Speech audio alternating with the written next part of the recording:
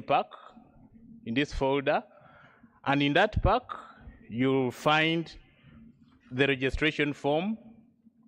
Kindly complete that form because we want to get to know who has actually attended this symposium. You'll also find the program which you are going to be following this morning is in that folder as well. And then finally, you'll find the Financial Stability Risk Assessment Report. So those are the three major items in that folder. So please make reference to them as we move along with this symposium. But quickly, please allow me to run through the program, which is going to start with opening prayer. And after the opening prayer, we'll get opening remarks, which are going to be delivered by the Director Communications Department, Mr. Kenneth Egesa. After that, we'll delve into the presentation.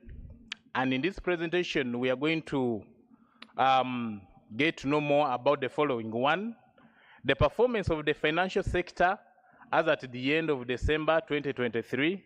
Two, regulatory reforms approved in 2023, including beneficial ownership, minimum capital requirements.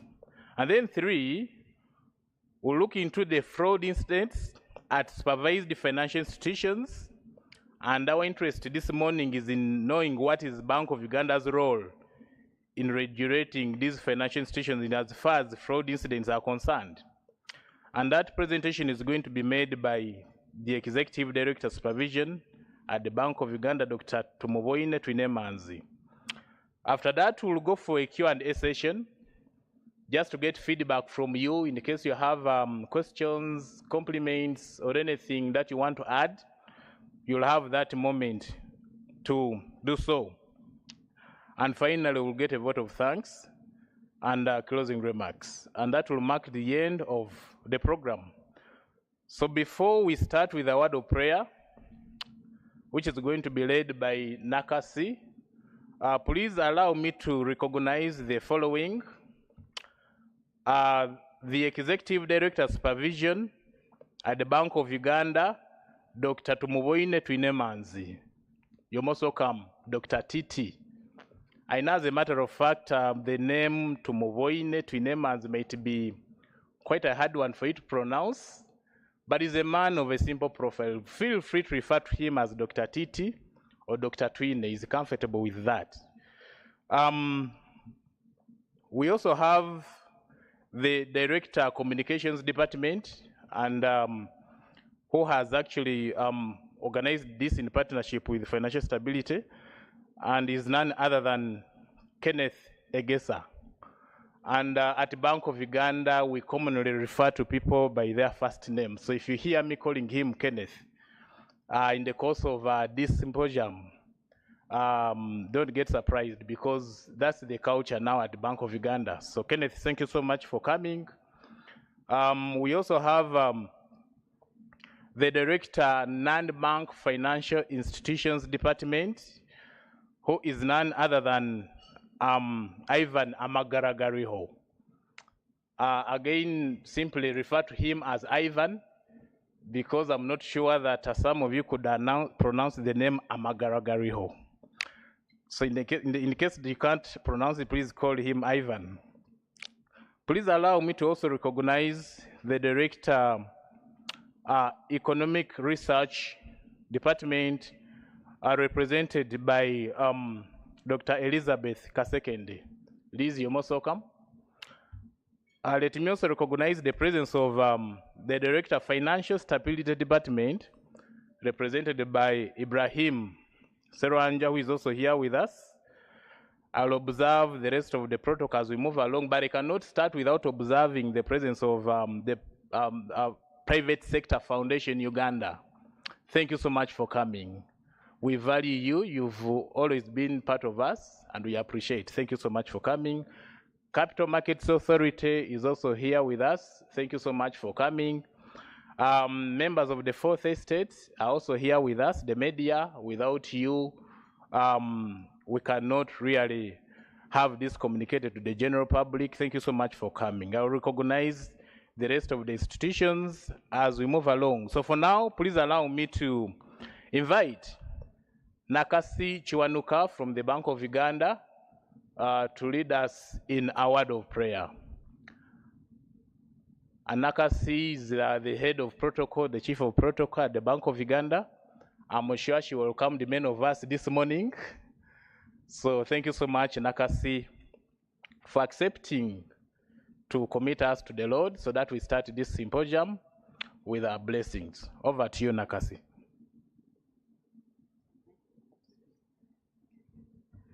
Let us humble ourselves for a word of prayer.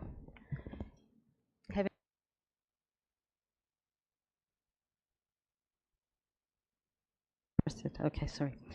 Sorry. Heavenly Father, we thank you so very much for this day that you have given us. We thank you for every single person who has made it here today to be with us, Father.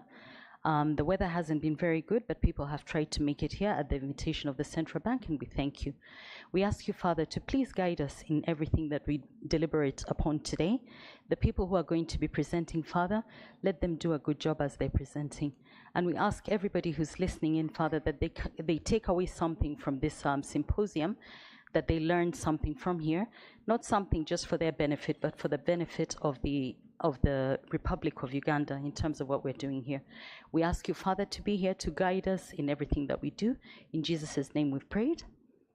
Amen. Thank you so much. Thank you so much, Nakasi, for that wonderful prayer. I almost wanted to give you another title this morning, Pastor Nakasi, because you've led us in the word of prayer very well. Ladies and gentlemen, without much ado, please allow me to now invite the Director Communications Department at the Bank of Uganda, who is none other than Kenneth Egesa, to come and deliver opening remarks. You're welcome, Kenneth.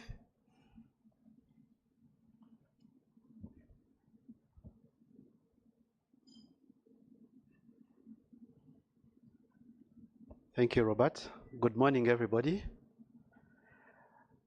Mine are not really opening remarks because our key speaker here is Dr. Titi. So I'll just welcome all of you and then invite our key speaker to deliver his presentation.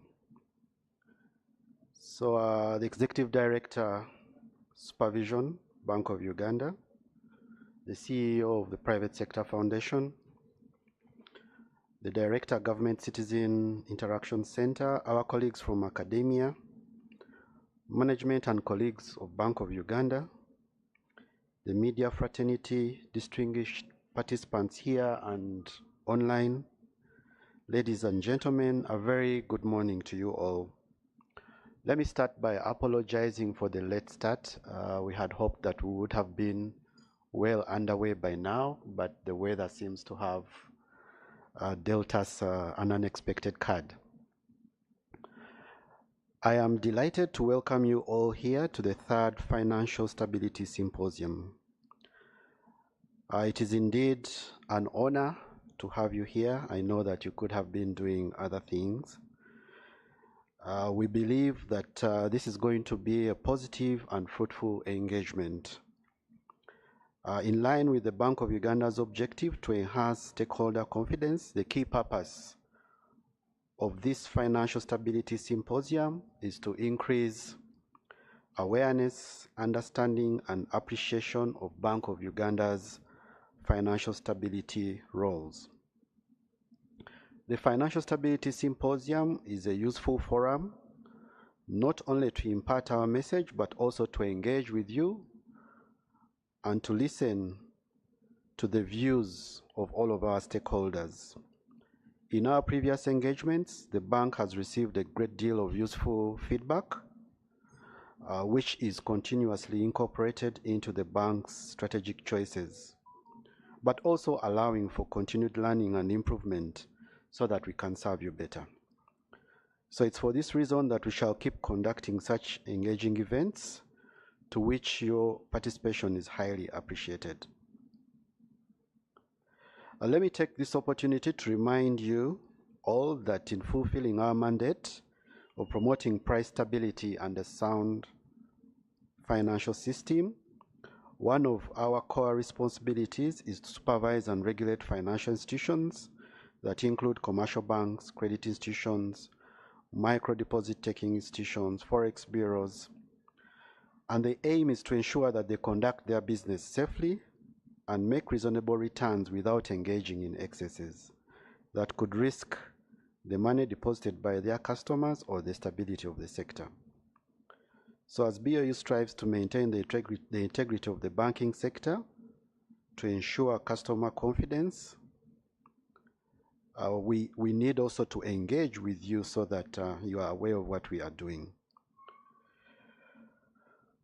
At the helm of this heavy task is Dr. Twinemanzi Tumuwene, the Executive Director of Supervision, who's going to share with you highlights of key developments in the recent past, touching on the performance of the sector, the newest regulatory reforms, while also expounding on BOU's role in regulating the financial institutions. As you have already been informed, after the presentation, we shall provide an opportunity to take questions and give answers. And this is where I encourage you to give us feedback and ask questions related to supervision of the financial sector. Without any further ado, I now take the profound pleasure of inviting our guest speaker, the Executive Director of Supervision, to come and address you and make a presentation. I wish you good deliberations this morning. Thank you very much for your attention. Dr. Twine, you're most welcome.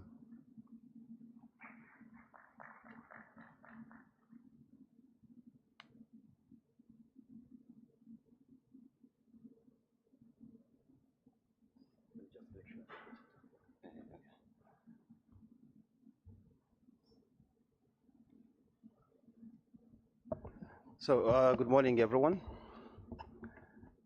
I notice we're sparsely populated in terms of attendance, but I think the matter that brings us here today is to be appraised about the state of the financial sector in Uganda. In my presentation today, I'm largely going to focus on, like Kenneth indicated, just highlights and key features of the state of the financial sector in Uganda. So I'll start with a summary of the key risks, an overview of the banking sector, performance of the payment systems. I shall provide an update on regulatory developments throughout the year or to date, and then give a synopsis in terms of outlook and policy implications. The first part we shall discuss here, or shall present today, refers to summary of the key risks within financial stability within the financial sector. Whilst there are very many risks, I think here what we've done is that we focus on those that we think are pertinent and critical to understanding financial sector stability. Overall risk, which is about systemic risk. Systemic risk is basically the risk of a collapse or a risk to the wider financial system as opposed to individual financial institutions. It remains moderate. And you'll notice that the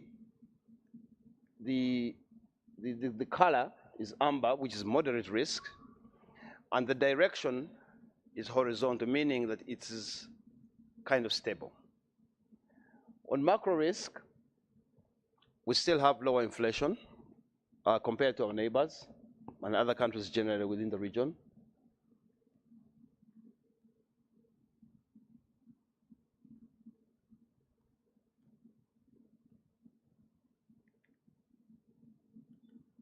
Yes. For macro risks, again, they are moderate and stable, largely motivated by the low inflation that we're experiencing and relative stability within the foreign exchange market. Liquidity and funding risk, this is for the financial institutions themselves. Liquidity and funding conditions have improved, partly due to the continued wearing off of the tight monetary stance that Bank of Uganda has maintained since the mid-2022. Credit risk, it's moderate, but potentially increasing. It continues, credit growth continues to recover. Non-performing loans to gross loans, the ratio has reduced. And the reduction in NPLs is largely because the financial institutions have been a bit more prudent in how they provision and write off non-performing loans. Profitability, in the aggregate, the capital buffers remain strong and resilient.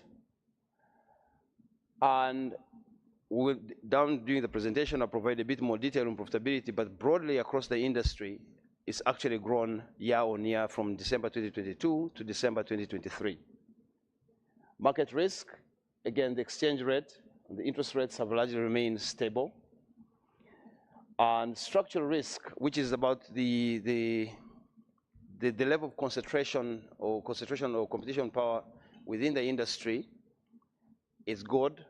When we look at the DSIBs, which is domestic systemically important banks, their share of banking assets has actually reduced from 61% to about 60%. Here are some of the composite indicators of systemic risk. To the left, you'll notice that largely the percentage changes in the period from December 2018 to December 2023 have largely remained within a bound between -5 and about 10. On the right, the figure indicates the level of systemic risk within the wider economy. Now, along the 7 dimensions of risk that we're looking at: liquidity, profitability, market risk, credit risk, market risk, structural risk. Those numbers indicate the risk level. So the higher the level, the higher the number, the higher the risk. If you will note, the dotted line is where we're at in December 2022. I don't know if that's yellow or orange. That yellow line, the yellow line now indicates where we're at as of December 2023. You'll notice that largely there has been a reduction in risk across all the major dimensions of risk that we concern ourselves about. The exception perhaps might be on credit risk, but even then, that is moderate. Turning to macro-financial developments across the globe. Estimates by the IMF and the World Economic Forum, inflation globally is expected to fall from 5.8 to 4.4% in 2025, compared to the 9.2% that globally was experienced in 2022. Financing conditions remain tight. Interest rates rose in advanced economies, and we have seen, as a consequence, an expected outflow of funding from EMDEs, emerging and developing economies. However, and that's in light blue, for Uganda, we've largely remained competitive, and total offshore investments have actually risen to 4 trillion shillings in December 2023, which is an increase of 1.5% when we compare December to September 2023, and 28% on a year-on-year basis. On domestic developments, GDP grew by about 5.2% in the financial year 22-23, from the 4.6 that have been registered in 21-22. And our projections at Bank of Uganda are that it will be 6% for 23-24 and 6.5% in 24-25. The financing conditions domestically remain stable. Following the slight easing of monetary policy, you will notice we moved from a CBR of 10 to now 9.5. Core inflation has eased to 2.3% in December, compared to 2.4% in September, and 8.4% in December 2022. So on a year-on-year basis, inflation has actually dropped by almost 75%, from 8.4% to 2.3%. The exchange rate has remained relatively stable, with some marginal depreciation of 0.7% in the quarter ending December 2023, and year-on-year, the depreciation has been 1.8%. So the aggregate banking sector assets on overall have increased by 9.3% to 51.3 trillion in December 2023, compared to the 46.9% that was where the assets in the industry at the end of 2022. So the outlook or the implications of these figures are that with improving global and domestic economic growth and financial conditions, we expect support for financial positions of households, firms, and government, leading to better sector performance. Funding and liquidity. As indicated earlier on in the key summary risks, liquidity and funding risk is moderate. It is unstable over the period, and slightly supported by the increased holding of high-quality liquid assets by the financial institutions. Wholesale and retail funding deposits rose by 1.3% in the quarter ending December 2023.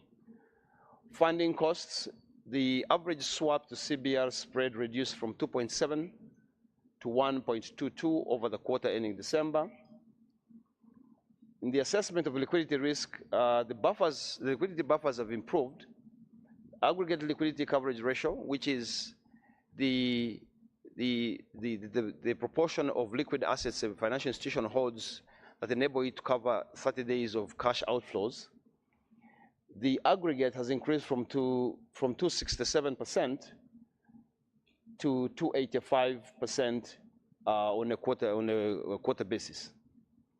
Because the prudential minimum is required is that we expect financial institutions to hold high quality liquid assets that at a minimum can cover 30 days of their cash flows.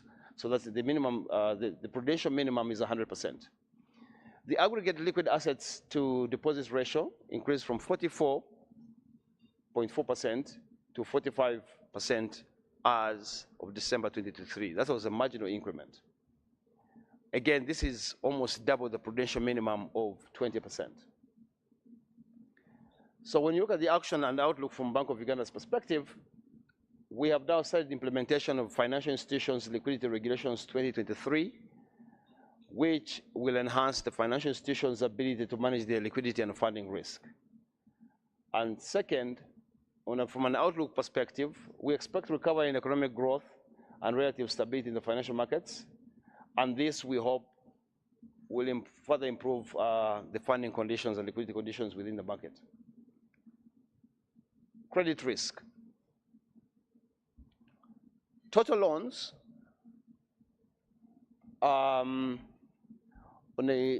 total loans grew on a year-on-year basis by 7.8%, by about 1.5 trillion shillings. This is higher than the 5.4% growth in the year-on-year for September 2023. However, it still remains lower than the 8.6 registered in as of December 2022.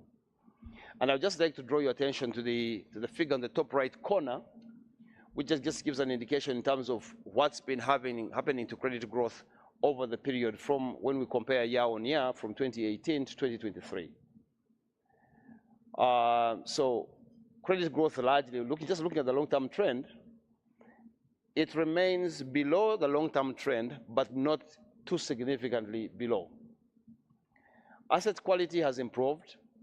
The non-performing loans to gross loans ratio has reduced to 4.7% as of end of December 2023, compared to 5.4% registered in September 2023 and 5.3% as of December 2022. And again, like I indicated earlier on, this reduction is largely reflected in the more prudential write-off and provisioning for bad loans that are in the sector. The implications, so this improvement in asset quality is expected to encourage or increase the appetite of financial institutions to continue lending. And of course, naturally, a Bank of Uganda, as the financial sector regulator, will continue to engage these financial institutions to maintain this path or trajectory of prudent credit risk management and in the mobilization of adequate capital buffers to absorb or to be able to be resilient to potential shocks to their capital. Capital adequacy and profitability. On the aggregate, capital buffers remain strong. The capital adequacy ratios for banks stood at 25.3%, for credit institutions 20.1%, and for MDIs at 33.2%, and which is well above the minimums of 10% for banks, 10% for credit institutions, and 15% for MDIs respectively. The capital conservation, the leverage ratio, which has a prudential minimum of 6%, and the capital conservation buffers as a proportion of risk-weighted assets at 12.5%. So all financial institutions met these minimum requirements. All, that is banks, credit institutions, and MDIs met those minimums with the exception of one. And the systemic risk buffer, which is an additional capital requirement on the bigger banks, and which ranges from 0.5% to 1%, all the domestically systemically important banks comply with their minimum. Profitability during the year,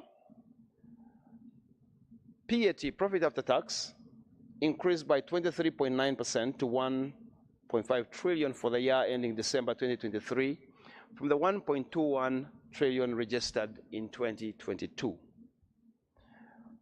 Key to note, much as were indicated earlier on, the structural risk has actually decreased. Most of this profitability was largely driven by the larger banks. And there's also been an improvement, slight, of the return on assets for the financial institutions from 2.79 to 3.19% as of December 2023, on a year-on-year basis. So our outlook or implication of this information, this data, is that most banks continue to maintain strong capital buffers to absorb potential shocks. However, the high operational costs and the cost of deposits continue to affect performance of some banks.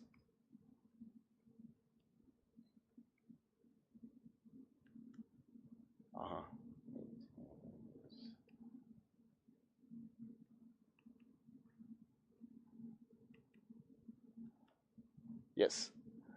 The next category of risks that we're looking at is market risks. There's been relative stability in the exchange rates. I know some of you might probably want to disagree with me because obviously we used to look at where the exchange rate is today and where it was perhaps a month ago. But we, as Bank of Uganda, we tend to take a long-term view. We're not focused on the immediate short-term view. So there's been relative stability in the exchange rate and interest rates during the quarter. All the banks may have complied with the net open position requirement of plus or minus 25%. The local unit, the UGX, remains stable against the US dollar, despite some pressures towards the end of the quarter ending December 2023. And the share of foreign currency denominated loans and deposits in the banking sector has actually reduced over the years. And that's reflected in the figure in the bottom left of your slides, where you'll notice the green dotted lines are Forex deposits, total deposits. The blue solid line is Forex loans to total loans, and you'll note that that ratio has been coming down steadily over the time. So the long-term trend is that it's been a downward, a reduction in that component. The real estate market, which in Uganda is rather important considering that real estate is the bulk of the collateral used within for the acquisition of credit. The residential property index shows consistent positive annual growth for the last 2 quarters, suggesting some recovery in real estate prices. Real estate loans increased by 1.5% and currently account for almost 20% of total gross loans. And there has been even a slight improvement in the NPLs associated with the sector from 6% to 5.6% over the quarter. That's from September 2023 to December 2023. The outlook is that this stability, this relative stability in the foreign exchange market and the recovery in the real estate market is expected to minimize credit risk and support more lending to the private sector. Bank of Uganda maintains a prudential loan-to-value limit of 85% for residential mortgages and non-purchase loans, and this remains in place. Now let's turn to payment systems and performance broadly within that sector, performance and risks. There has been a growth in the usage of digital payments. On debit card payments, 9.1% increase in the quarter from 532 billion in September 2023 to 581 billion in December 2023. Mobile banking, an increase in the active number of users by 24.9%. Mobile money, volume of transactions increased by 7.7% over the quarter, and the value of transactions also increased by 2.9% to 62.2 trillion shillings as of December 2023. Again, you'll allow me to draw your attention to the figure you have on your slides in the bottom left of that slide, and take note of the increases, even those appear apparently slight, on mobile money, internet banking, and mobile banking. So one key deduction from this particular figure is that increasingly financial transactions or transactions in Uganda and payments are largely moving to digital, which is something that we actually, as Bank of Uganda, are pushing for actively. Within the payments ecosystem, liquidity risk was rated low in the quarter ending December. All electronic money is backed by funds held in trust accounts. And bank accounts held at Bank of Uganda to facilitate RTGS transactions between the banks have always remained fully funded. Operational risk is moderate. If you recall the last presentation we had, it was low, but it's now moderate, so there's been a slight increase. That slight increase is largely because of the increased presence of the number of fraud incidents within this payment ecosystem. So in terms of outlook, Bank of Uganda continues to engage the payment service providers to address fraud and enhance their cybersecurity stance and health and hygiene. We've had a revision to the interception of communication regulations that came into force. This is expected to mitigate fraud activities with limits of the number of SIM cards an individual can own. And of course, Bank of Uganda will continue together with other industry stakeholders on public awareness and sensitization on the risks within digital payments. An update on regulatory developments.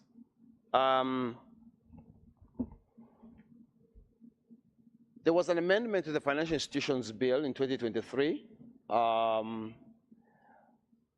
which, and in particular the first one, which I'd like to draw everyone's attention, was the repeal of Section 115B of the Financial Institutions Act that had maintained the requirement for a Central Sharia Advisory Council at the Central Bank. And it was on the basis of this that Salam Bank was licensed as the first full-fledged Islamic bank in September 2023. Microfinance deposit-taking institutions, there were amendments to the MDI's Act, and these largely introduced and allowed for Islamic microfinance, agent banking, bank assurance for the MDIs. And at this time, Bank of Uganda is working on the implementing regulations for these amendments. The MDI Registered Societies Regulations 2022 and the supervision of large circles. If you recall, in the Tier 4 and Money Lenders Act of 2017, I believe it was Section 110, there's a requirement that large circles, those with capital of more than 500 million shillings or member contributions of 1.5 billion, are supposed to come under the remit of Bank of Uganda in terms of the supervision by Bank of Uganda. So these regulations were in effect, were to give effect to those particular amendments. So these were gazetted in June 2023. However, there's been a slight stall since there is currently a petition in court against Bank of Uganda, the Attorney General, contesting Bank of Uganda's large circle mandate. On environmental, social, and governance is ESG supervision. Bank of Uganda is working with the Bankers Association to develop an ESG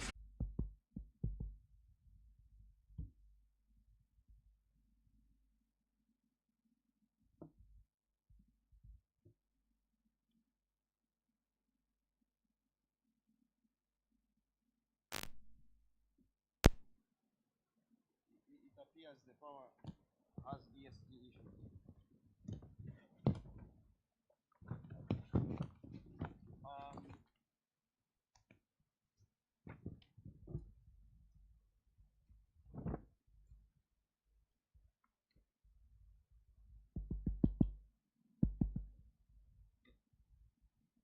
Hello? Yes. So on ESG, which is environmental, social, and governance, Bank of Uganda is working with the Bankers Association to develop an ESG framework which covers, and one of the things we're doing is, first of all, understanding the state of play with regards to ESG stance by each of the financial institutions and the industry as a whole. The key factors or considerations we're going to take as an industry regarding governance, sustainable finance, the management of climate change risk and environmental risk, and of course, naturally reporting and disclosure on the ESG dimension. The other regulatory involvement is the financial institutions liquidity regulations were updated and passed in 2023, I believe August 2023, and these are supposed to enhance the commercial bank's ability, the way they manage liquidity. So the regulations incorporate some of the standards from Basel III for LCR, which is the liquidity coverage ratio, and NSFR, which is the net stable funding ratio, and an update of the list of liquid assets reflecting the financial sector's evolution. Under these particular regulations, in addition, the financial institutions are going to be required to conduct an internal liquidity adequacy assessment on every 2 years to ensure that the financial institutions understand and appreciate how they are managing liquidity risk, and also to give us a sense in terms of their understanding and management of liquidity risk on their balance sheets. And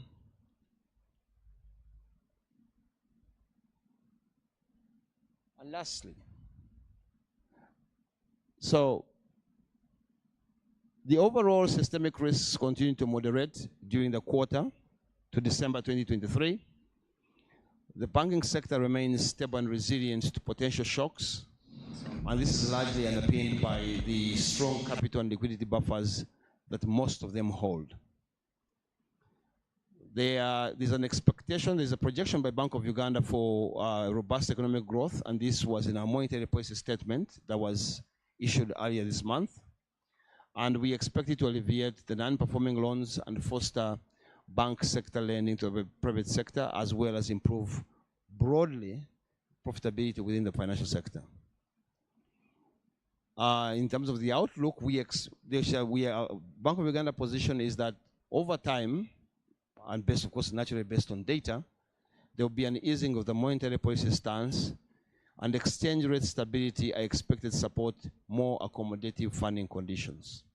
So the outlook is for conditions in the banking sector to improve over the financial year 2023-2024.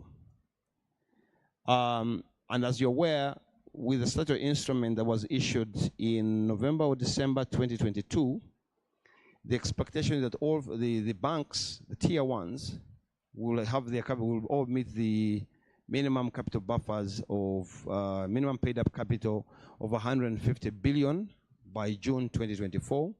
For the credit institutions, it will be 25 billion. And for the MDIs, it will be 5 billion shillings as minimum paid up capital by June 2024. So the policy measures and the stance taken by Bank of Uganda, and these are also reflected in the monetary policy statement that was issued last week. We have started on the implementation of the financial institutions liquidity regulations. And as I indicated, that's about enhancing the banking sector's liquidity management and funding risk management, and also ensures that financial institutions in Uganda are aligned to international best practice and international standards. 2, we are maintaining our loan-to-value ratio of 85% on residential mortgages and land purchase, meaning that lending will not exceed 85% of the value of the collateral. And we're also maintaining our counter-cyclical capital buffer at 0%.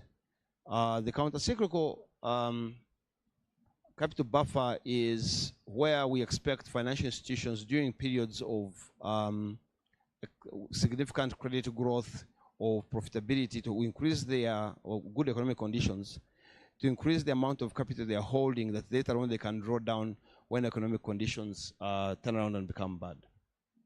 So, ladies and gentlemen, thank you very much. And I think Dr.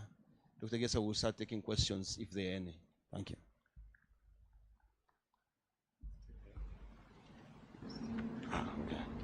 Thank you so much, Dr. Titi. A bigger round of applause for Dr. Titi for such a wonderful presentation. It takes an intelligent man to discuss the so many issues embedded in the presentation, such as macro risk, credit risk, market risk, among others. So thank you so much. But Doctor, there is, while I was interacting with the audience, there are about 3 issues that are emerging. 1, the issue of beneficial ownership. 2,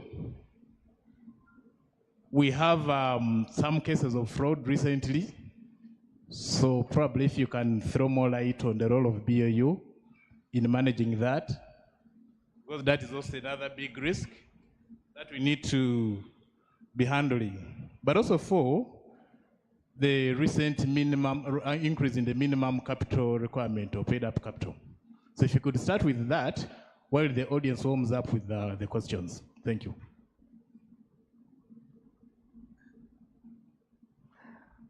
Okay, beneficial ownership. So the Companies Act was amended at the end of 2022, and regulations on ultimate beneficial ownership passed in January 2023. So the whole concept here, and this relates to our management, KYC, and the management of money laundering risk within the wider economy. The concept behind beneficial ownership is that every legal arrangement, it must be clearly identified who is the ultimate beneficial owner. In Uganda, within our Companies Act, the convention had always been that once someone was registered as a shareholder, the presumption was that the shareholder was the ultimate beneficial owner. What the regulations now require is that it's not enough for you to identify who the shareholders are. Even the ultimate beneficial owners must be indicated. And this deals with the fact that sometimes there are legal arrangements where they are shareholders, but those shareholders are holding the shares in trust or on behalf of others. So that requirement came in, I believe, in January 2023. I believe the URSB did issue some kind of timeline to companies to comply with this legal requirement. in about August or July last year, a number of corporate legal arrangements and companies were actually struck off the company's register for non-compliance with this requirement and other requirements under the Companies Act. And in turn, what the financial institutions have done is they have restricted access to accounts of those companies or legal arrangements that do not fully comply, one, with the beneficial ownership, but also with the filing and reporting of returns by these legal entities. So when we talk about beneficial ownership in Uganda, largely it's about, one, it's an advancement on your standard KYC, that any legal arrangement, corporate entity, or legal person, the ultimate beneficial owner, those that ultimately stand to benefit from the activities from the activities and the business of that entity, are known and listed. Now I'll turn to fraud incidents and the role of Bank of Uganda. In the presentation, I showed that there was a significant increase in fraud. There was an increase in the fraud incidents across the industry, not just within the payments ecosystem, but across the whole banking industry. And that's why in the risk categories, if you remember on operational risk, it was amber with an upward looking arrow. Amber is a bit moderate, but increasing. The role of Bank of Uganda, and going back to what the Director of Communications said, is about financial stability.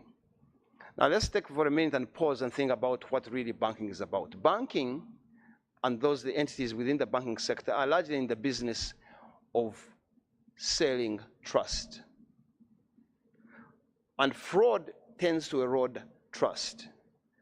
And to that extent, the fact that fraud erodes trust, Bank of Uganda is beholden to get involved in the management of fraud. One of the things Bank of Uganda is doing, and soon we shall provide cybersecurity guidelines to the financial institutions in terms of how the minimums we expect of them in terms of how they manage, in particular, cybersecurity fraud. Because we noticed that the majority of frauds are largely out of the increased digitization. So as we increasingly go digital, it has its upsides, which is the ease and the speed at which we transact or conclude our transactions. Because that's done online, it means nefarious actors or those actors who have otherwise, not good intentions, tend to take advantage of persons that are not careful in the way they conduct their transactions online or through mobile banking. So the role of Bank of Uganda, one, is we get involved because fraud erodes trust. And the way we are doing it, one, we shall be issuing the industry with cybersecurity guidelines in terms of how they manage cybersecurity risk or fraud risk. Two, when financial institutions submit their internal capital adequacy assessments, we require them to look at the various risk categories that they face as part of the operations, okay? And then the question then is asked, for that risk category, fraud risk, what mitigants do you have in place? And for any residual risk, what kind of capital are you holding in the event some of this fraud risk materializes? So it's a two-pronged approach. One, guidelines on how you manage fraud, especially that from cybersecurity. But two, a discussion on how much capital you hold as a bank in the event that this risk materializes on your balance sheet. Third, I was asked to talk about the minimum paid-up capital requirements. So like I said earlier on, the statutory instrument was issued in December 2022. And as of June 2024, the Tier 1 banks are expected to have 150 billion shillings as paid-up capital. The Tier 2, the credit institutions, 25 billion. And the MDIs are 5 billion shillings. Now, for the institutions that have not yet met that requirement at this point, they have all submitted what are called capital restoration plans in accordance, I believe, with Section 82 of the FIA. What that does is that a bank gives a very clear timeline and plan in terms of how it intends to mobilize that capital and ensure its compliance with a fixed deadline, which in this case is June 2024. Ladies and gentlemen, at this point, I'm glad to note that all financial institutions are on course with their capital restoration plans. And we monitor this quite closely. A number of them actually file monthly reports in terms of progress reports and how they are on this journey to ensure that they meet the minimum requirements under the law. Thank you. Thank you so much, Dr. Titi. One quick takeaway from your presentation is that all supervised financial institutions are on course with their capital restoration plans. So ladies and gentlemen, we are going to take questions from the audience, but I want to also inform you that we have other people following us online because this is a hybrid symposium. We have people attending via Microsoft Teams. We also have people attending via YouTube. So for the online audience, please post your questions in the chat room, and then we'll be able to read those questions. But also, it is to mention, or Dr. Titi, to mention that there is a bigger team from Bank of Uganda which is here to support you in the Q&A session just in case you choose to delegate. Director NBFI Department represented, no, actually it's the Director substantively, Mr. Ivan Amagaragariho, and Director Economic Research Department represented by Elizabeth Kasekende, Director National Payment Systems Department represented by Mr. James Bukulu, and then Director Financial Stability Department represented by Ibrahim Seranja, and then Director Communications, Kenneth Egesa. So Kenneth, Ibrahim, James, Liz, Ivan are here to back you up. So without much ado, we have the microphone, and Ralph Akorabirunji is going to be helping us move the microphone. In case you have any question, please put up your hand. You can as well write it in case there's already one written one, which I can give to Dr. Titi. I can write. While we get people to put up their hands. Speak. I can speak. It will be quicker. Okay. Please. Thank you for your presentation, Dr. Titi. My name is Rachel. I'm from Makerere University Business School. I noticed that and thank you for the tremendous work you're doing at the Bank of Uganda and the contribution to economic development in this country. I observed that where Bank of Uganda is undertaking or aligning itself to the Basel III Accord, and yet we know that globally Basel IV is underway. What is the plan? Because we know that Basel III enhances resilience and rather addresses those gaps that Basel III has and the weaknesses regarding accuracy in risk assessment, as well as capital adequacy, which is also the focus of the bank now. I'll appreciate your enlightenment on that and the plan to adopt Basel IV. Thank you. Yes, I'll address that one first. So yes, indeed. At this point, first of all, I would like to note that Bank of Uganda is fully compliant with Basel II. From Basel III, what we have taken is those aspects of Basel III that are more applicable and relevant to our economy. In understanding the Basel standards, one needs to be aware that they are largely developed for the large, what are called GSIBs, globally systemically important banks.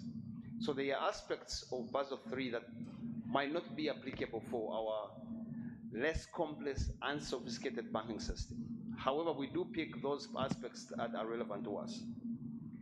Yes, indeed, there's a move to Basel IV, because you will notice most Basel Accords tend to be revised after significant world events. Basel IV is largely a response to what came out of the COVID period. So under Basel III, that's what we talk about, the liquidity coverage ratio, the net stable funding ratio, and the requirement for internal liquidity adequacy assessment by the financial institutions. With time, we will keep on looking at the various aspects of Basel III and see what else applies to the banking sector as the sector evolves and perhaps takes on increasingly more complexity. But also more importantly, I think we need to note, when it comes to Basel III, and rather Basel III versus Basel IV, is that in April this year, the Basel Committee on Banking Supervision will be circulating or providing or publishing the most recent revised banking core principles, okay? And I'll give an example, one of the core issues, one of the issues in there, in those revisions, those updates, that is kind of tied in towards what is going to appear in Basel IV. That is the matter of, one, how we define concentration, and two, introducing the concept of operational resilience, okay?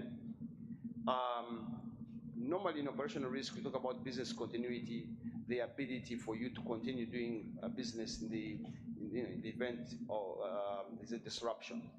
But operational resilience is where we are looking at an institution continuing to provide the core services it's required to provide in the face of either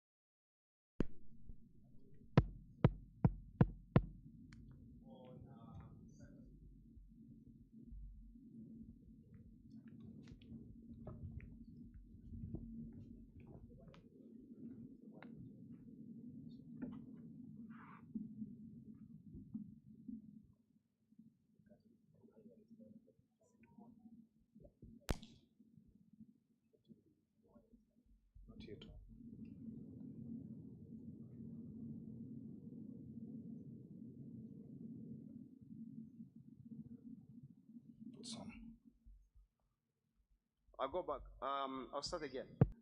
The question is, does Bank of Uganda have any guidelines to ensure Ugandans and SFIs are protected against this new AI-generated fraud? No one can protect you against technology. Not Bank of Uganda, not UCC, not NITA-U, not the government of Uganda. What you do is you protect yourself by making yourself aware of the things and the technology you are using. Before I answer this question, I just want to ask a very quick question here. How many people in this room have bought a new phone in the last 1 year? Just put up your hands, by show of hands. 3 people. How many of you 3 actually read the manual that comes with the phone? None. It's too complicated. Okay. If the manufacturer of the device thought it necessary to provide you information on how to use it, and in your wisdom, after spending 3, 4, whatever million shillings they are to acquire this device, don't think it's necessary to acquaint yourself with those details. Do you have a right to complain about fraud if someone uses that device against you? Because in those manuals, there is always detail on how to protect yourself and protect your device. We now come back to this question, this gentleman or lady, most like a gentleman, but this question has been asked. We can't protect you against AI-generated fraud, but we can arm you with information on how to protect yourself on the technology you use. Okay? This is my friend here. I believe you're aware of something called the NIST framework on cybersecurity. There's certain key principles. It's about identifying your risks, assessing them, protecting yourself, and then recovering from them. For every time that you use technology, especially one that is over the internet, you are at risk. So if you first acknowledge that every time you interact with the internet, you're potentially at risk of being either hacked or someone misrepresenting themselves as you over the internet, the focus now comes back to you. What is it are you doing differently in terms of how you interact with that technology? That requires behavioral change. What Bank of Uganda can do and is going to do and is doing is on ensuring that the financial institutions that we regulate have got a cybersecurity hygiene environment that minimizes the risks of those kind of attacks on their customers. Less than 15% of the population was accessible to banking, and then the services being minimized. If you look at the policy point in terms of maintain loan-to-value limit of 85%, we have less than 1 million titles in this country. So the amount of people who can borrow properly are less, which goes to what we see in terms of the number of lenders and the tier 4 players. And that doesn't make financial access. We did do a lot of work in terms of financial inclusion, and my point is we need to redefine what it means. It doesn't mean that I have a mobile money account. It means that what else can I get in terms of financial services? The other thing I see happening, and we're not looking at it, is the insurance sector. We talked about quality of assets that the banks are holding. If you look at how many young people are trying to get into the economy, buying cars and going to borrow a vehicle, and 85% of our vehicles are third-party insurers. Third-party insurance most times covers the third party, and that third party if somebody loses their life. So that's an asset, an investment of a young person that is totally not covered. So as much as we're talking about the insurance sector, I think we need to actually find a linkage there. And that's key to what we're trying to achieve in terms of growing the economy. So really there's that tight balance between growth and risk, and we need to find that balance to enable growth. A lot of young people today are locked out. Yes, they do have a mobile money account, they have a salary account, but there's absolutely nothing in the financial sector. So my ask is now that we've stabilized, we have strong banks, and it's seen at the profitability level. But that profitability level is at the risk of growth in terms of service provision. It is a monopoly. So yes, you're going to grow the profits because we've maintained and closed that space. But what are we doing to make sure that we grow? Banking services are wide and open to more people. I think less than 5 million bank accounts is really time for us to actually figure out how we change that. We have 20 million plus mobile money accounts. If those people could borrow equitably, I think we'd have a stronger economy. Thank you. Thank you, Mr. Ntege. I'll go back to something I said earlier on. Banking is about trust, okay? Now, as the financial sector regulator, there's a balancing act. I agree. Do I grow the financial sector at the risk of deteriorating or reducing the level of trust? Because people will only, it is kind of a circular argument, and it circulates ad infinitum. If there is less trust in the financial system, they are less likely to join that system, okay? But when you enhance trust, sometimes the downside of that is that there are restrictions that kind of inhibit more people joining the financial system. It's almost a chicken and egg.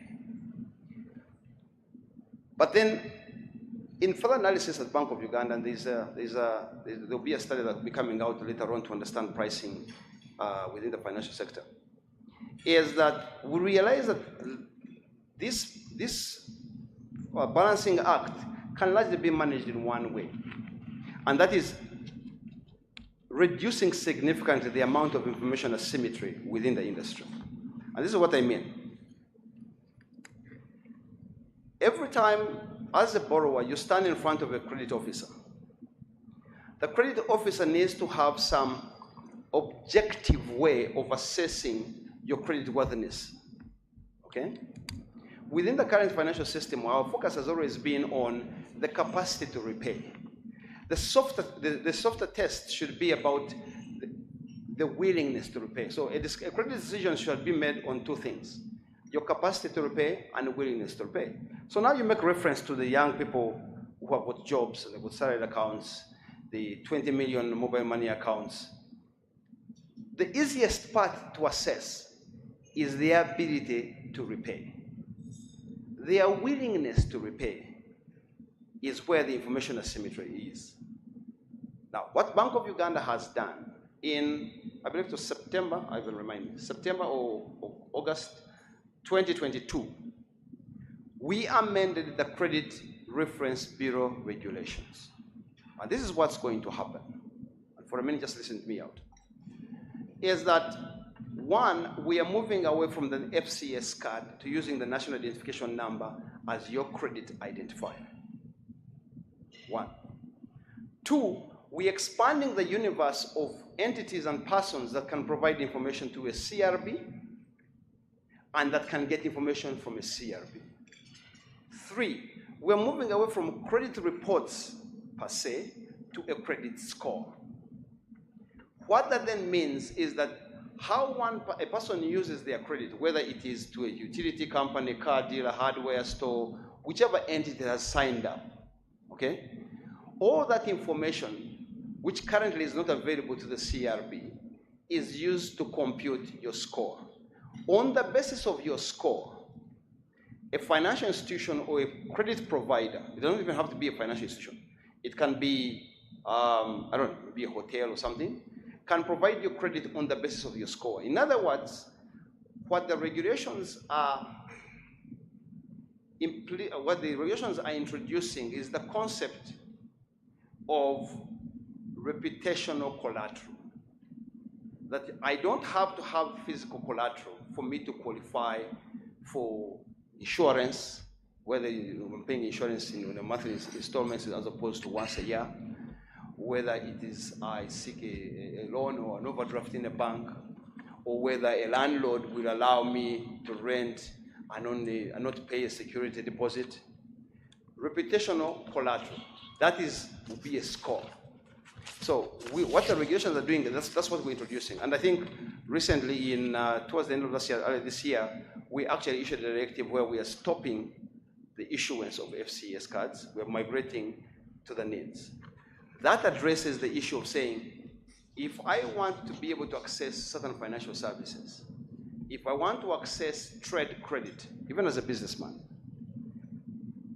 the way I have used credit in the past across a whole dimension of industries or sectors is represented by a score.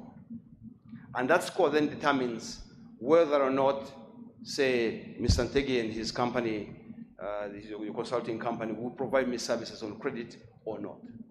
And I think that's the first step. That's dealing with the information asymmetry. Now, on the issue of insurance, again, under something called the Financial Sector Stability Forum, which brings together all financial sector regulators, there's a coordinated action to ensure that when one of the members is introducing certain innovations or regulatory developments, it should not adversely affect the others.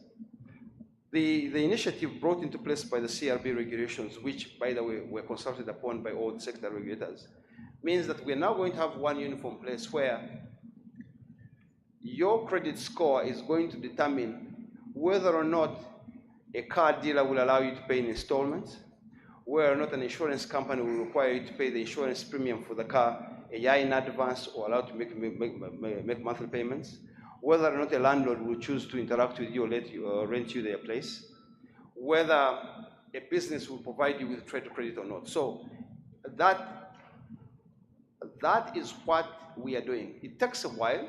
There's going to be, and we'll probably be coming to PSF, by the way, on some of these things. There's going to be a significant amount of public awareness to be done to remove and address the issue of the information asymmetry.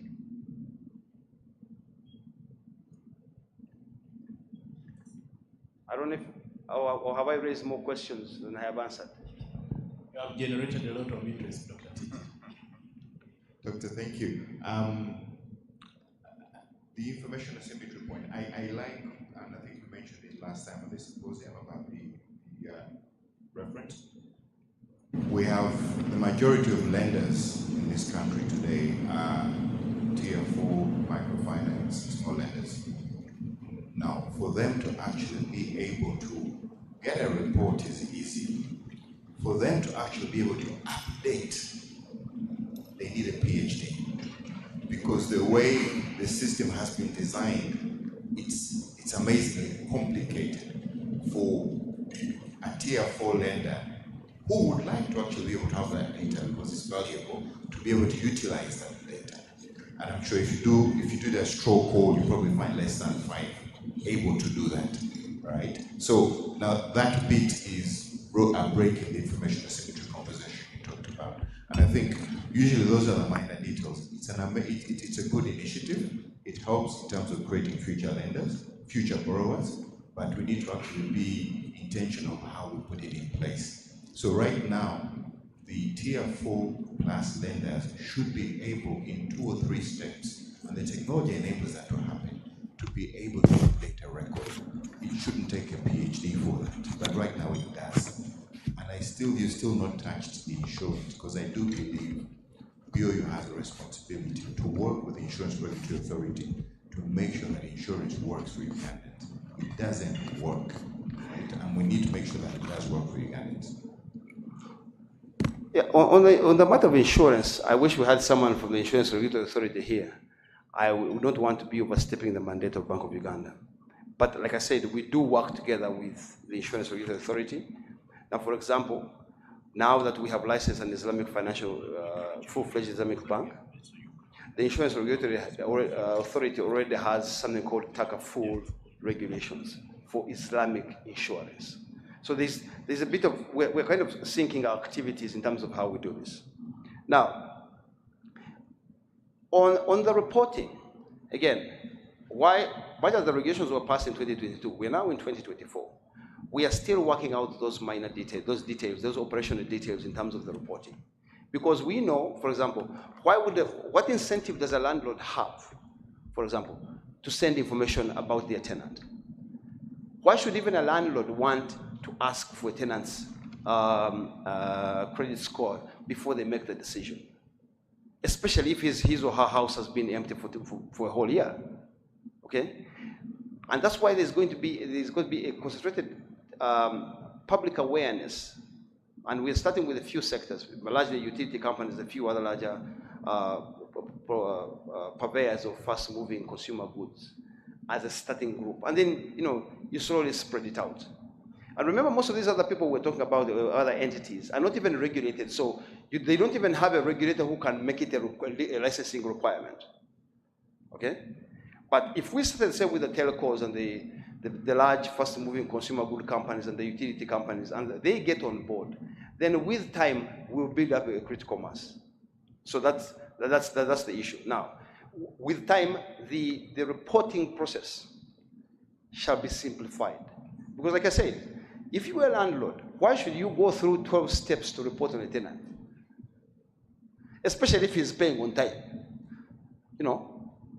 But if the process is simplified, and I think even this discussion has been had even around mobile money transactions and other digital transactions, to try and minimize the number of steps. But here's the problem. When you minimize the number of steps, there's what we call in finance the fat finger risk. Okay? that I might accidentally press the wrong thing and I don't have a chance to cross-check my input before I finally submit it. So there's that balancing act. Thank you so much. Thank you, Dr. Titi. I have learned to call you. I knew your name as a longer one, but now I have a better way, as advanced by your colleagues. My name is Dr. Bill Nketo, the Dean Faculty of Business and Management at Victoria University. Just have a bit of worry about the government borrowing, especially domestically, because we know that crowds out the private sector. Now, by all standards, it pushes up the interest rates. So probably you've already catered for it indirectly. I just wanted you to just point out a few things to enlighten a layperson like me who is not into backing regulations. Then, of course, the borrowing continues with the non-concessional loans, whether internationally, and that also affects the way things have to be done. Of course, this has pushed the percentages beyond the threshold by almost 3 points. If it's the debt to GDP ratio is at almost 53%, if I'm not mistaken, compared to the 50% required, probably there is a way that is affecting the regulatory role as well as the supervisory role. And I have this feeling, probably when you're making assumptions about the way, because I pointed out here, the interest rate grew at 5.1% compared to the 8.6 in the other year. That means some of these things have something to do with these issues. So probably if you highlight a few things on that, probably to hope a lot, but I have this feeling that the resilience potential you talked about is catering for some of these things, but you just wanted a few highlights on that. I appreciate. Thank you so much. Fortunately, we have the Director of Economic Research in this room. Dr. Liz Kaseke will address that question.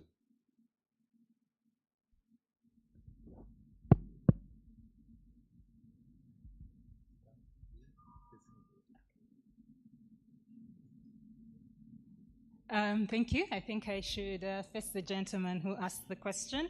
It's a very valid question. Now, to answer that, it is true government borrowing does crowd out private sector credit, but what you need to note is that government is currently committed, basically in terms of fiscal consolidation. When you look at fiscal deficit as a percentage of GDP, government is committed to reduce that. And also, when you look at, you mentioned about private sector credit, why it's not as high as it used to be in the past. Obviously, the high interest rate was one of the reasons. The other reason was the fact that banks were afraid to lend to borrowers who had a high risk.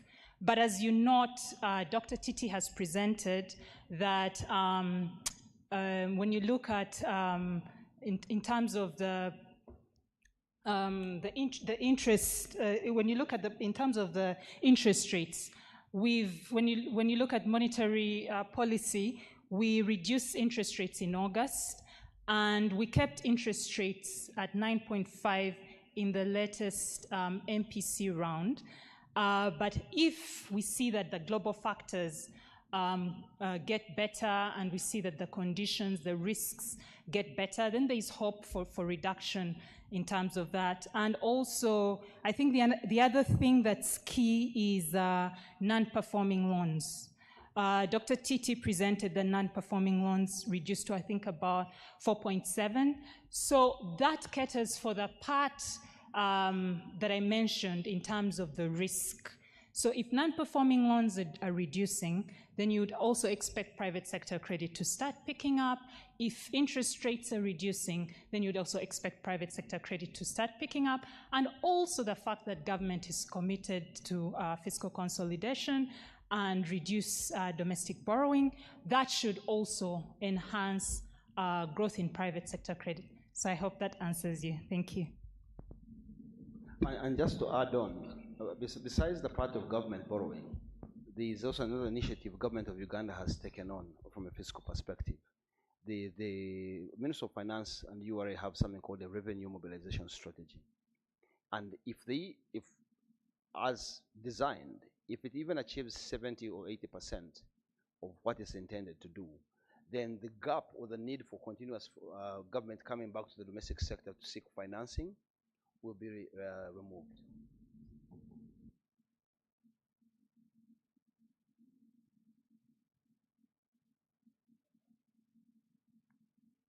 Thank you so much, Dr.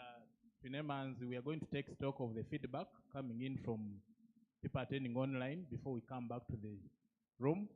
Prosi Nakayiwa. Thank you so much, Doctor, for the presentation. Kindly highlight for us how long it takes to acquire a bond after applying for it and depositing money as agreed.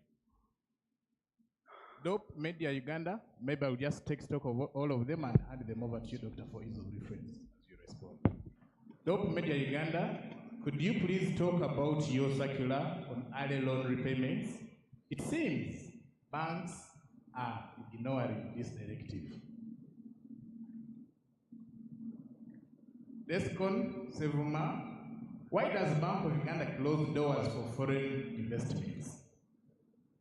Then lastly, Doctor, this is a thank you note from Mohozi Eugene, who says thank you so much for the wonderful presentation. I hand over to you, Doctor.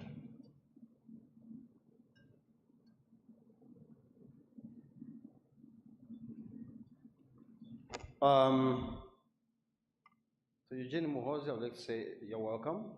I believe that's a vote of thanks and affirmation of the work we do at Bank of Uganda.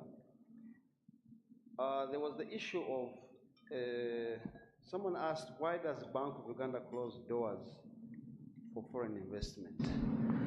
I don't know if anyone at Bank of Uganda is a trained carpenter, but I don't know what that question exactly meant, close doors for foreign investment.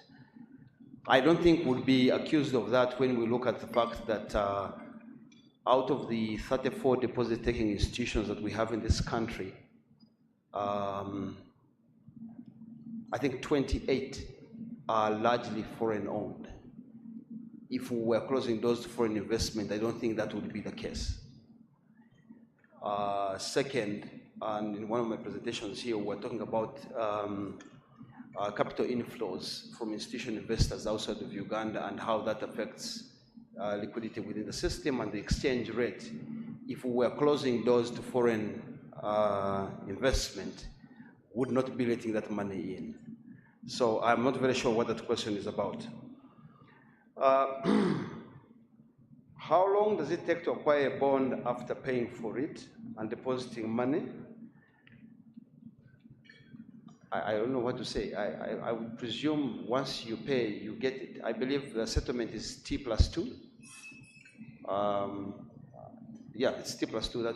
So I think within 48 hours or 2 working days, you should be able to have the bond acquisition reflected in your investment account.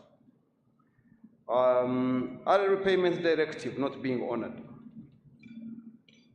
The gentleman that sent this, or the lady, I would like you to give me an example of which particular bank that is, because that was very clear. And the purpose for that early repayment was, in any growing economy, if I have borrowed at the rate X and I find someone willing to refinance me for a lower rate, it's purely a business decision, and I should not be penalized for that. And in any case, when you look at the history of early repayment charges, they tended to apply for situations where borrowers were dealing with fixed rates. So if I borrowed at the fixed rate for a long period, the bank can then use those expected cash flows repackage them as an asset-backed security and resell it to generate more liquidity. So if I pay early, I'm basically disrupting a whole plan. But our environment here is a variable rate lending environment. So the concept of early repayment doesn't quite make sense. So all I can say is it is unfortunate if there is an institution, but if you could share with either me or anyone in Bank of Uganda an institution that has done that or that is not obeying a very clear directive, then we'll apply Section 80 of the FIA and make sure we'll hit them where it hurts. Thank you. Now let's take feedback from the physical attendees. Ralph, okay. All right, thank you very much. My name is Dr. Catherine Wanjiku from Uganda Technology and Management University Business School. Thank you very much for a very good presentation, Dr. TT. And my question is, where does Bank of Uganda face itself within the East Africa region? How is the Uganda shilling behaving in relation to their weakening neighbors in Kenya? Are you feeling you're doing better now?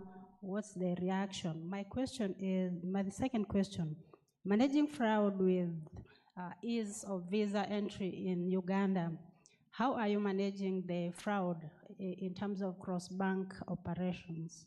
Thank you.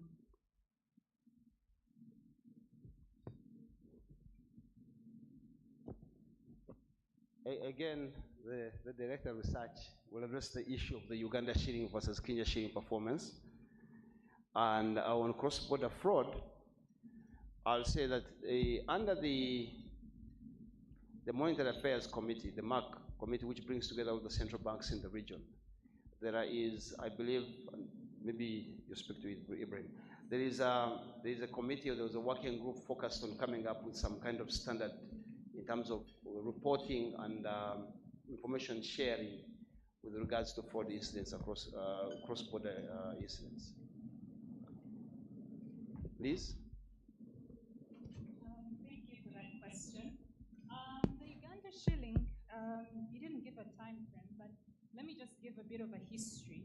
The Uganda shilling has been performing quite well in the past in comparison to the neighbors. And even during a time period where we saw the different currencies depreciate against the dollar, the Uganda shilling was actually relatively stable. It's not until recently, the last few days, that we're seeing the exchange rate depreciate, mainly on account of demand from like the energy sectors, manufacturing. But overall, if you note that, I think in part because of our monetary policy stance, when we had, when we increased interest rates, that in a way helped stabilize the exchange rate. So to answer your question, in relation to Kenya, and not just Kenya, even within the region, our neighboring countries, the exchange rate, the Uganda shilling, has performed relatively well compared to its neighbors. Thank you. And just to add on the Uganda shilling, Kenya shilling, the policy stance of Uganda is, when it comes to the exchange rate, our focus is on managing volatility. So we are not concerned with where the level is or the direction of the exchange rate, whether it's up or down. Our focus is on that we manage volatility. And that means we try to avoid significant, what I call discrete jumps in the pricing, but we want it to be a smooth change in the exchange rate, whether it's going up or down.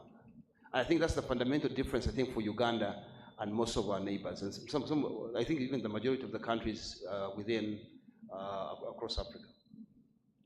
Thank you, Dr. Twine. Please unmute the microphone and submit.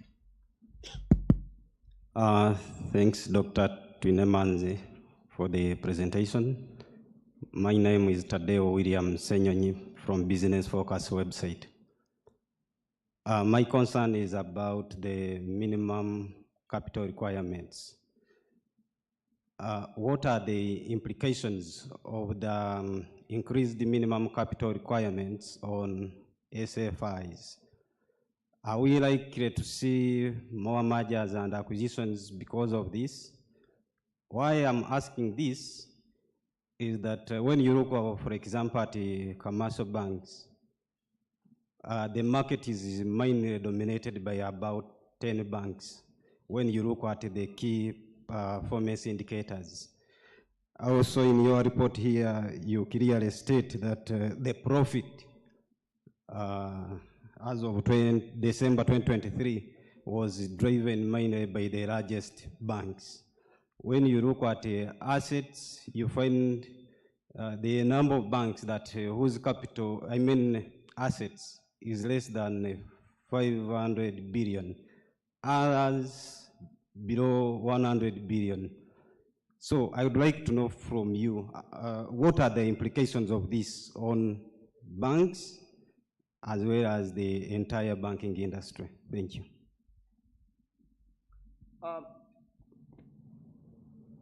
To address your question, I think let's go back and try and understand. Why did we push for an increase in the minimum paid-up capital? Not necessarily an increase in ongoing capital requirements, what we call the capital adequacy ratio. Paid-up capital of a bank or an institution is money that is invested and is not available to the shareholders for distribution unless after or during resolution. Okay? So basically think of it as its skin in the game, so to speak. Now, let's go back and look. The conversation for minimum paid-up capital began around 2019. COVID what we went through during the COVID period, just merely reinforced the need to have that every bank must have a certain minimum amount of money, not available to the shareholders to distribute as dividends down the road, but money that is committed into the institution as a buffer as a resilience buffer, so to speak, to absorb any shocks or adverse developments within the economy and the bank's ability to remain a going concern. Now, if that was the motivation, what do we think the impact is going to be? One, for the banks and the institutions that meet this minimum paid-up capital, it increases their ability to remain going concerns even in adverse economic conditions, which is what we're interested in. Remember what I said at the beginning, and I'll keep on repeating it. The business of banking is the business of trust. And you cannot trust a bank or an institution that's on shaky ground. So the first thing is, we think of it this way as setting a baseline to the level of trust you can place in an institution by mandating that it holds a certain minimum amount of capital, which capital is not even available to the shareholders of that institution, but is available to the institution in the event of shocks. So that's the first impact, increase the ability to be resilient to shocks. The second, and you're talking about the big banks, you will notice that the big banks, big by balance sheet, have also got increasing a large amounts of capital that they sit on. When you look at banking, you can only lend and do business to the extent of the amount of capital you're holding. Okay? The more you grow your capital, the more the business you can do. Under the prudential requirements, for example, in Uganda, we have something called the single obligor limit. So to minimize concentration risk or the risk of one borrower affecting one institution, we cap the maximum exposure of one person or borrower to a bank to 25% of its core capital. Okay? And the core capital is basically largely its paid-up capital and the share premiums. Okay?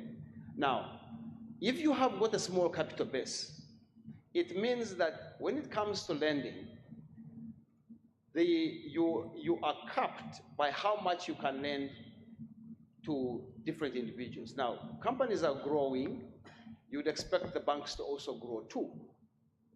That's one. Two, let's look at the credit needs of the economy, both now and projected over the next 5 years. Let's look at the oil and gas, OGI, oil and gas industry. With an enhanced or larger capital base, it means that most of these infrastructure developments, most of the lending we require in this economy can actually be generated internally as opposed to externally. Because when the lending for companies in Uganda comes from outside, there's less revenue earned by the government of Uganda on that interest income. Okay, the interest income is expropriated tax-free.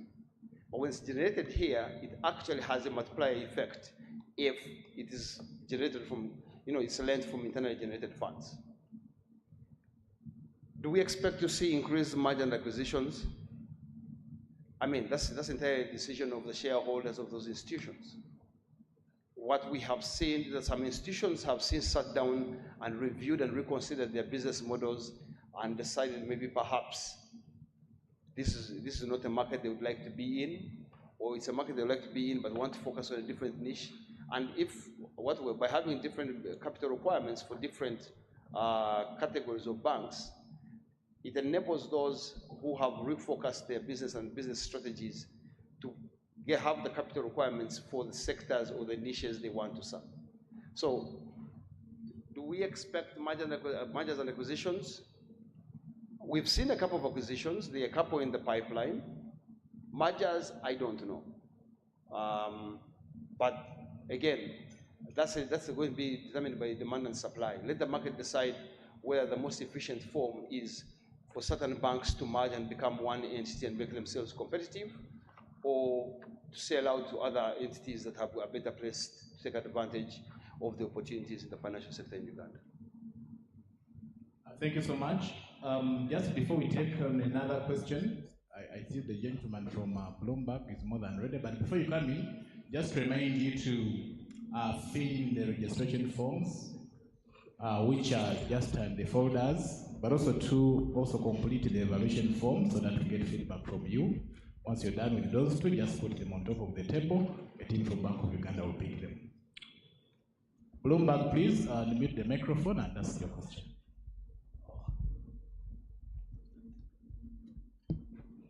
Okay, yes, doctor. Okay, the gentleman with the microphone, just, okay, thank you. My name is Fred Ojambo. I work for Bloomberg. By what margin is the aggregate assets of the banking sector expected to grow this year? And for last year, how does the total assets of the banking sector compare with the highest ever, if at all it wasn't the highest ever? And if it wasn't the highest ever, when was it at its peak?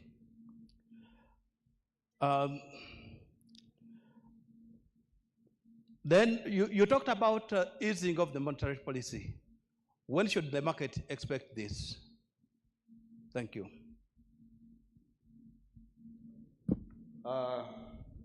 Mr. Jambo, fortunately for me, all your questions I don't have to answer. I'll ask Ibra, the Director of Financial Stability, to address the issue about expectations about the growth in the aggregate assets, and on the issue of when we shall start seeing an easing in monetary policy, the Director of Research shall address that question. Thank you very much. So I'll address the question on asset growth in the sector.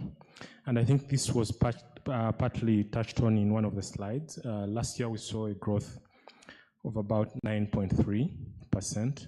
I think the prior to December 2022, it was about 9.1%. So we're seeing a return to pre-COVID levels of about 10% to 12% range, which was normally the range.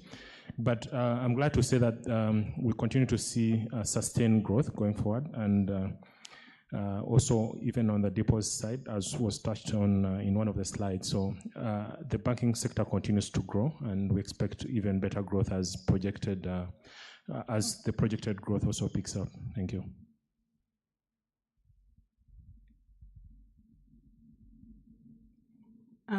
Thank you for that question.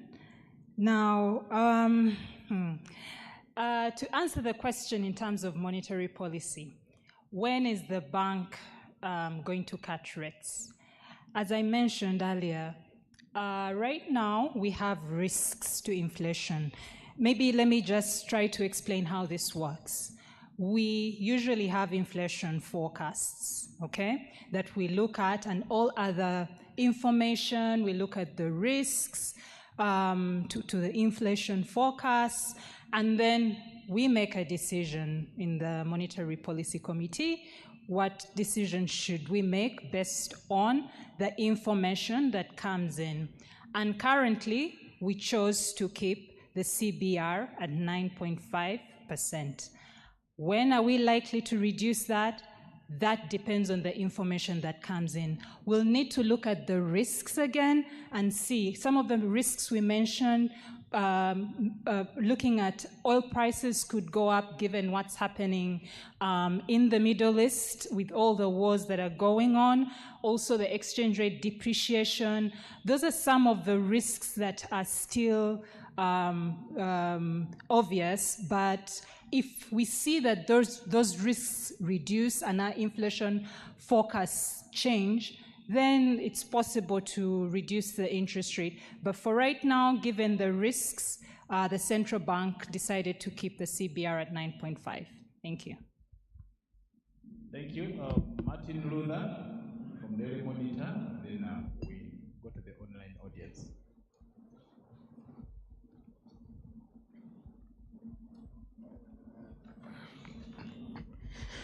Okay, thank you so much, Doctor. I've had a problem with the way that this presentation was stapled. It disturbed me so much. I'll pen this.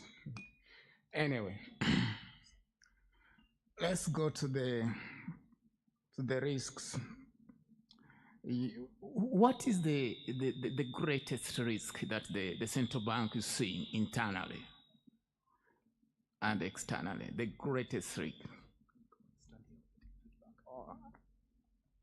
I'm being told to stand, though I didn't want. Okay, the greatest risk that the central bank is seeing internally and externally. In this presentation, there's something missing. I was trying to look for it, open. I didn't find our current reserve level. Well, I've just missed it. I'm not seeing it. I'm not seeing it there. And then when I looked at the share of foreign credit loans, I think it has somehow gone. You mentioned it has reduced. Oh, it is reducing. What is the reason here? Has it become so expensive, or people are just fearing to go and borrow in the foreign exchange because of the dollar rising? And then let's go to the payment system. I looked at the growth of the deputy, very nice. But my question is, the last time I saw, you had licensed about, is it 27 by then, service providers? And then somebody asked, when we presented the story, then they asked, is the central bank willing to continue, or they'll put a threshold? Will it continue, or you are going to put a threshold of that? When we come to, let's just go back to what has been asked and maybe again refine it and ask it again. Doctor, when you talked about frauds, really, what is really behind this? Is it human-driven, or it is just electronically driven? There must be something behind it, really. Or people just, there's just some kind of a loophole somewhere. Thank you. On the issue of whether or not we are capping the licensing, I believe that's on PSPs, and I'll ask Dr. James Bukuru from the National Payments Department to address that issue. On the decline behind Forex loans,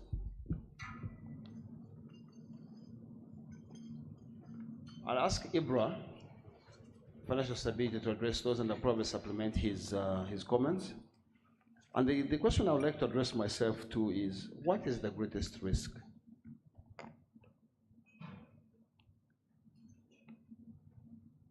I think there was a chart. If you see, look at your slides on number 4. This is slide 4. Those were the broad categories of risks. They have many sub-risks, but here's the problem. None of these risks is important on its own. They all operate in concert. So, if you ask me as Twine, what would keep me awake, it would be credit risk. But for someone else, it may be market risk, okay? For someone else, maybe perhaps the research department, may be liquidity risk. All these risks tend to work and interact with each other. You cannot pick out one and say you worry about that without taking into consideration what other risks are doing to it or what it does to other risks. So there is no one particular greatest risk. And that's why when we talk about overall risk or systemic risk, we have a figure, we have a number, and you look at currently overall risk on the orange line is at about 0.4, but that figure of 0.4 is a result of looking at all the risks within the whole system. So my greatest risk in response to your question is overall risk. I'll ask Ibra to respond on the issue behind the decline in FX loans. And James Bukul to talk about whether or not there's going to be a cap on licensing for PSPs.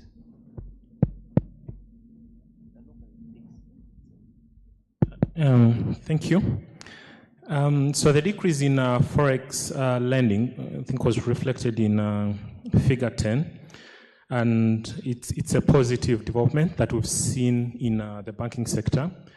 I don't know, I'm very sure you've read around the issue with dollarization of economies. On our side, that figure reflects decreasing dollarization in Uganda, which usually is a problem that affects other countries. So it's a positive, and it has gone down over the years, partly because of prudential policy from the central bank. I think earlier they discussed how Bank of Uganda manages its monetary policy and foreign currency, which is commendable. So that speaks to the borrowers' trust in the Uganda shilling, so they are able to, they prefer, increasingly preferring borrowing in domestic currency because they believe the currency is well managed and stable. So it's a trend that reflects the market perception of monetary policy management and the stability of the financial system. And I believe that covers it. I'll let James take on the other question.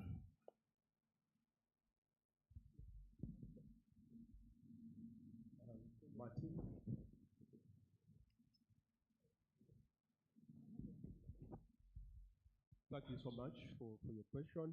You asked about whether the central bank is about to put a cap on the payment systems that we license. This kind of reminds me of a story I think was told some time back about when should you tax? If somebody's growing, if something's moving, should you reduce the speed or put a policeman to say, can you hold your fire or something like that? But for your comfort, Martin, we are seated at the central bank. We have several applicants that have come for licensing. The journey has just started. As you know, the National Payment Systems Act was enacted a few years ago. So we cannot put the brakes immediate after acceleration. So we are moving on. The moratorium issues are being discussed internally, and when the time comes, whether we should cease our fire, we should actually announce our decision. But even banks, by the way, are coming for licensing as PSPs. Even a bank that already has a license to operate a commercial bank can come to us and apply for our licenses. So for your comfort, you can also come tomorrow and we'll give you a license, provided you meet the terms and conditions of the license. I hope I've answered you. Thank you. Thank you so much, James. You can come for the license provided that you meet the terms and conditions. Now we have a round of questions, Doctor, that are coming in from our online attendees and others written from the physical attendees. The first one, from the report, you indicated that the reduction in non-performing loans reflects recovery on bad loans and write-offs. The question is, how much of the bad loans could we have recovered? That is Pedson Mumbere, Smart TV. I'll just read through all of them, then hand them over to you. Hassan says, since we are using the NIN as the identification, unique identifier, what about the foreigners and refugees? What will identify them? And then Catherine Murungi says, thanks very much for the great presentation, especially about the credit scores. Considering that we're going to use national IDs, this will help us to have financial discipline. Some hotels, fuel stations, and other businesses have continued to add a surcharge on Visa/MasterCard transactions. Is BOU toothless to enforce its directives? And then finally, Prose, it's a follow-up question. The very last one from Prose, I applied for the bond in a certain bank, and it is a month now. Whenever I asked the branch manager, he says these things take time. Kindly help. Financial consumer empowerment mechanism in the communications department was set up to handle this. Prose, please reach out to us via fcem@bou.or.ug. We'll have that handled. Let me ask the doctor to do the last response, and then we close.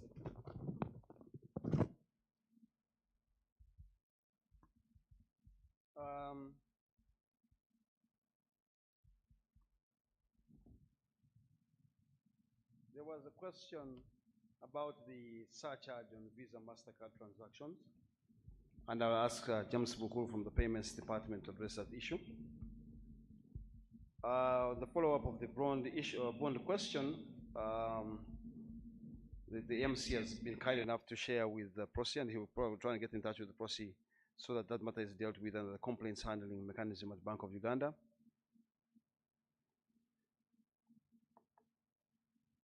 So, on the issue of NPLs, yes, indeed, the reduction in NPLs partly reflects recovery on bad loans and prudent write-offs.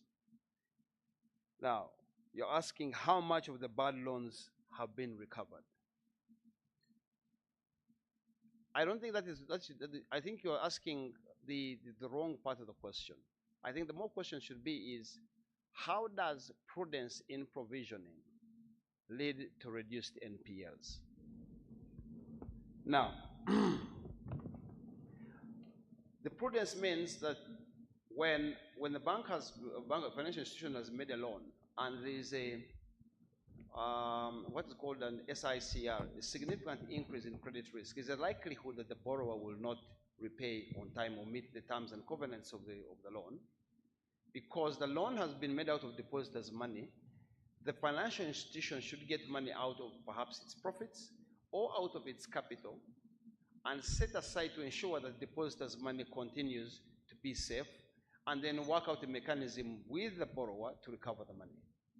So when banks are prudent in how they write off, it means that they take the hit on their balance sheet, on their income statement or their balance sheet, and then work out mechanisms to recover.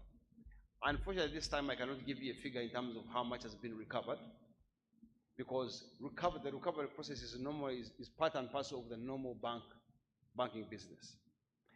There was an issue of foreigners and refugees and IDs.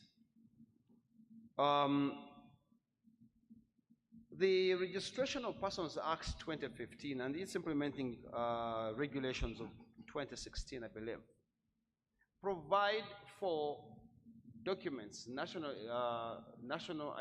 issued documents for the identification of refugees and foreigners. For foreigners, there is something called an alien identification number, which is supposed to be issued by NIRA. I'm not very sure that NIRA has begun the process of issuing those. However, in the interim, when it comes to refugees, the Office of the Prime Minister, I believe working with UNHCR, developed some kind of biometric system and identification, and they issue refugee cards. So those will be the identifiers that we'll talk about or that shall be used within this new dispensation and the revised, the updated CRB environment. I don't know if that addresses the question. Yes, it does. You asked James to respond to one of the questions, and then we close. Yes. Thank you so much. I don't remember whether, was it a gentleman or was it a lady who asked the question? Okay, it was an online question. Such as on visa. Such as on visa, yes. Unfortunately, the central bank does not regulate the prices. Number one, we do not set prices that our licensees are supposed to charge. This is a free market. They are free market. This is a free market economy, and these matters are left. These are business decisions for our licensees that we license to operate in our economy. But I think I want to also dissuade you from saying that the central bank is toothless. We have an association akin to the UBA, where our licensees come and converge, and we always in conversation with them about pricing. So there's something called moral suasion. This is a big tool that Bank of Uganda uses. So we can talk to you nicely, that can you please come down on pricing, okay? So much as we will not directly force you or turn your arm that can you come to 200 instead of 100, but we've got some, we've reaped some benefits out of these sessions.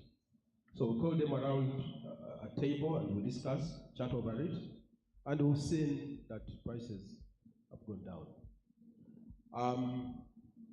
There's something we are cooking, so it's not yet ready. We'll have what we call a national switch. So the switch will come to ameliorate the problems around pricing, because unlike other countries that have switches, Rwanda has a switch, Tanzania has a switch, Ghana has a switch. By the way, Ghana has went ahead to, they have a card. We don't have a national card. We've talked of Visa and MasterCard. Those guys come here, and because we don't have a national Visa card akin to a Visa for the country, so we still ride on their rails to drive our payments. So, moral suasion works. We have many tools in our toolbox. We keep pulling one at a time as and when we think it is appropriate. Thank you so much. And just to supplement what Mr. Bukuru has said, with regards to this surcharge, I believe about 2 or 3 years ago, there was actually an announcement by the Bankers Association, Visa and MasterCard, with regards to surcharges, where you use the card, my understanding, where you use the card, you're paying a bill of 100,000, and they tell you, you need to add on an extra 3%.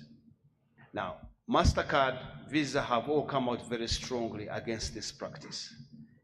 If, and the MC is here, if that is reported, that merchant will get removed or delisted from the Visa platform or the MasterCard platform. So whenever those kind of incidents happen, I believe we have social media channels, we have email and other means of getting in touch with Bank of Uganda. We will share that information with the Bankers Association and Visa, and those particular merchants or the banks that manage those merchants shall get delisted from the Visa and the MasterCard platform. And ladies and gentlemen, that marks the very end of this third Financial Stability Symposium. Let's give a big round of applause to Dr. Twinemanzi Tumuboine. Thank you so much, sir. will allow him to go and take his seat as we invite Rita to come and deliver a vote of thanks to each and every one of us.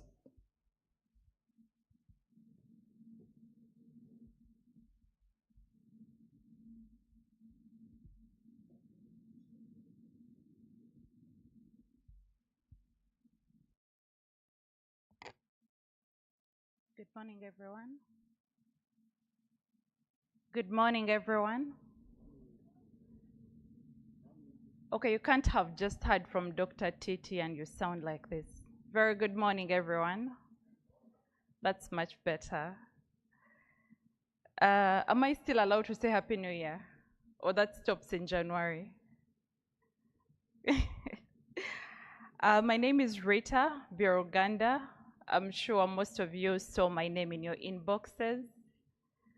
So on my behalf, on behalf of Communications Department, on behalf of Supervision Directorate, and on behalf of Bank of Uganda, would like to say thank you very much for choosing to be here with us. Thank you for braving the cold weather, for those of you that have been here physically, and for those that are online, thank you for investing your data in us to participate in this third symposium. We are very delighted and we are humbled. I would like to request you to kindly fill in your registration forms and the evaluation forms. We can only get better if you give us feedback, or we can do this again if we get feedback from you. So kindly fill out your evaluation form. And to the BOU team, to Ibra, Liz, Ivan, James, Ken, and of course, Dr. Titi. Thank you very, very much for making today happen. Communications Department thanks you very much for being here with us, for taking out the time. And to everyone that has participated, we do hope that the discussions have imparted new knowledge and we have corrected any misinformation that was there in the past. So we do hope to see you again if we call upon you once again to come and join us for any of the similar engagements. Please come through. Do not grow tired of attending Bank of Uganda events. We do have several of these, but they're only aimed at enhancing your confidence in us as your central bank and imparting new knowledge. So once again, thank you very much and do enjoy the rest of your pre-Valentine's Day. Have a good day. Thank you, Rita. And with that, the only thing remaining on the program is a departure at leisure. Thank you, ladies and gentlemen.